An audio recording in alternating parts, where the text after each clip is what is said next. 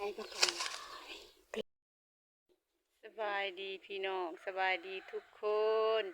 มื้อนี้สิพาไปหาหน่อไม้ทุกคนเอ้ยหน่อไม้อยู่กับหัวกับสวนเฮาเองทุกคนมาเบิ่งหน่อไม้นำกันทุกคนเอ้ยจะเบิ่งหน่อไม้เฮานี่ทุกคนความว่าลาเอ้ยจะเบิ่งมันเกิดหน่อมันแตกพี่น้องหน่อเป็นหน่อเป็นหน่อเป็นหน่อจะเบิ่งนี่สิอ้อนน้ำข่อยอยู่บ่คันเฮาโหดนี่ก็สิได้เก็บทุกทิศทุกทิศเลยนี่พี่น้องมันแตกแน่คันหาตัดจะเบิ่งพุ่น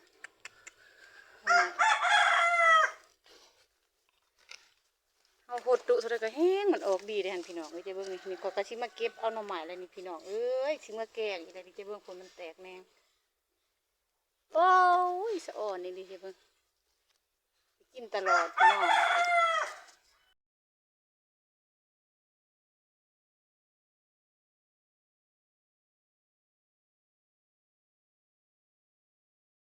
ก็พอได้เก็บได้กินแต่ละมื้อแต่ละทิศพี่น้องเอ้ยคันเอาหดนี่แห้งแตกได้นี่พี่น้อง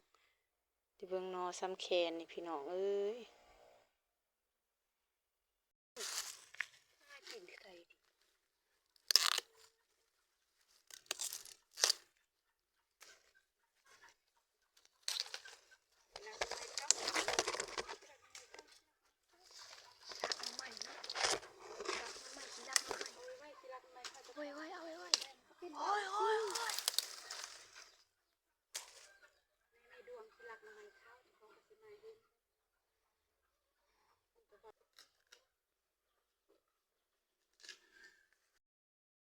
นี่จะเป็นกอมีป้าใหม่มันลายผดพี่น้องมันว่าเขาตัดออกมันก็สิแตกออกนี่ได้ค่ะนี่ก็บริสูหดปันไดจะเบิ่งที่แนงมันออกพี่น้องแตกแนงพอได้เก็บได้กินพี่น้องเอ้ยทิศหนึ่งได้เก็บอยู่ด้วย2 เทื่อพี่น้องนี่ว่าสิมาตัดอยู่ว่าสะดวกว่าสิตัดอยู่นี่จะไปหลอมหัวหลอมสวน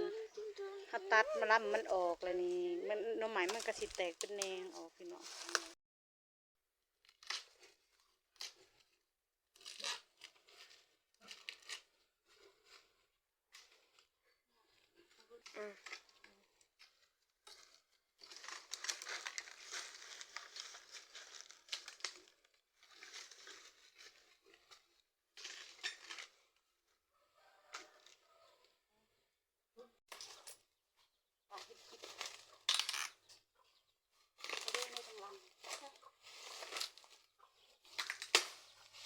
วิดีโอบ้าง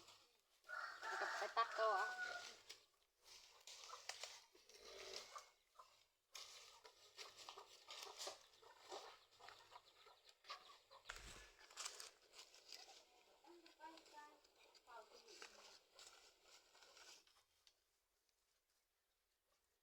ซื้อเป็ดนี่ใครสิขายเป็ดแบบเป็ดไม่มียังไง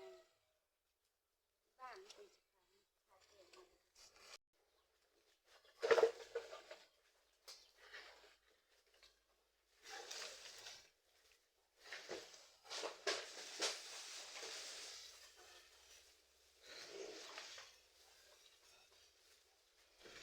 เล่นบ่อยบ่เห็นทักมาแนะนำบ่ทำเลยพี่เมื่อเฮ็ดได้ไรเมื่อลูกที่แม่ปวดขี้แต่บ่มีเงินไปซื้อน้ำเลยจะต้องไปรักน้องใหม่ไปดีน้องพี่น้องสบายดีวันนี้ได้สุขภาพแล้วไม่ป้าเข้าบ้านนะนี่น้องคนเรียนนอนตรงนี้น้องไม่ไหนไงนี่เด็กเอาไปเลยนะบอกบ่ได้นะเอามาตียังบ่ได้วะ